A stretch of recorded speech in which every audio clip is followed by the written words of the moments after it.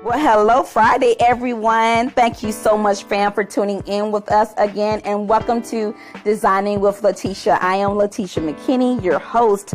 Man, it is such a blessing, you guys, that you have tuned in with us for another week. Thank you so much.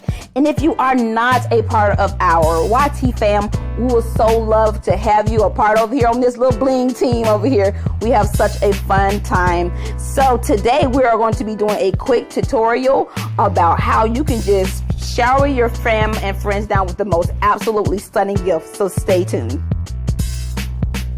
Okay, friends, so if you remember in last week's tutorial, remember when I told you that when I do a haul, I always think about the colors and the themes.